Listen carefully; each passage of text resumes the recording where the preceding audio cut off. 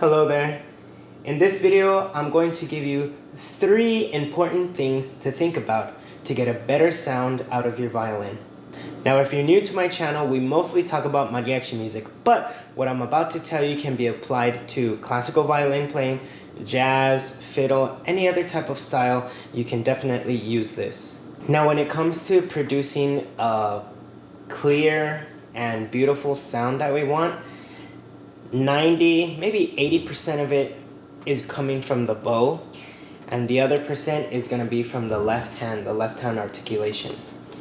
Now I'm going to use El Relampago as an example for what I'm about to talk about. If you've been on my channel, you've already learned it. If you want to learn it, videos over here. I'll leave the sheet music, of course, in the comments, but you don't have to know this song. What I'm about to tell you, you can apply it to whatever you're learning right now. You don't need to take out a new song. If you know La Negra, think about what I'm talking about and apply it to that song.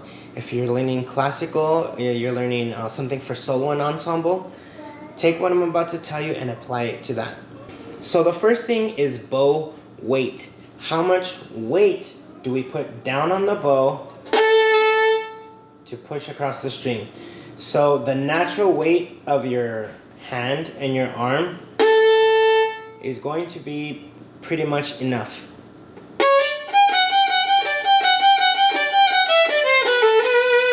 That's with the natural weight. If I'm trying to take off weight in the bow,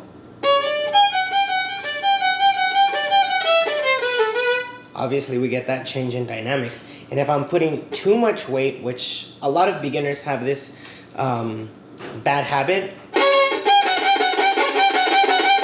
you get that really scratchy sound. The second thing is going to be bow speed. How fast are we moving the bow across the strings? Of course, it has to line up with what we're doing in the left hand.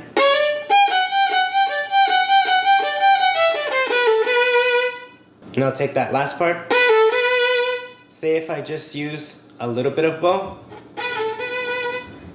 but a lot of weight, we get that very scratchy sound. So it's going to be a combination of the first thing we talked about, bow weight, and then the speed, and really how much bow we're using.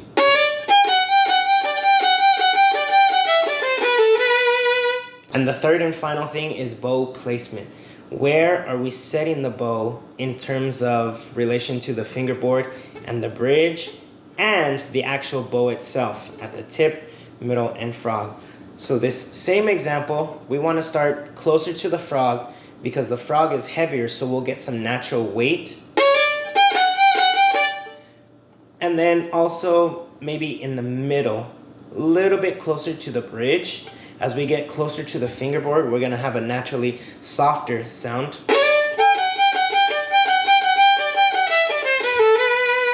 And as we get closer to the bridge,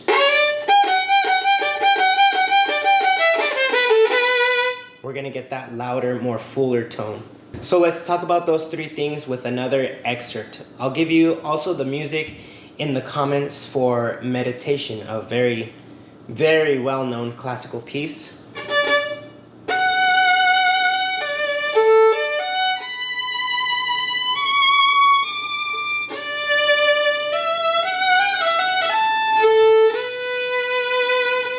Okay, so that wasn't perfect, but I want us to think about the 3 things we just talked about.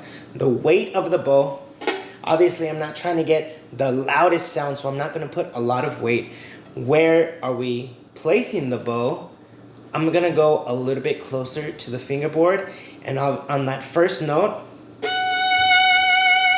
I'm using almost all of the bow. But notice I'm not going too fast. I'm not, because then we run out of bow, right? We have to space out.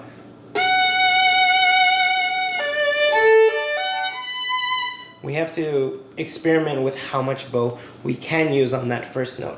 Say if I just use a little tiny bit of bow. It kind of feels like you can't breathe. So you have to experiment. Just take little chunks of whatever you're working on and think about those 3 things. So not too much weight for this example of meditation. Measuring out the speed and placing closer here to the fingerboard.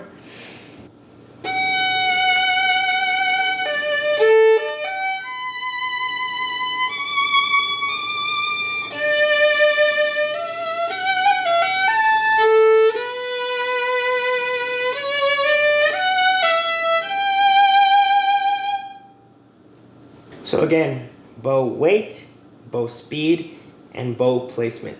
Think about those things using whatever it is that you're working on.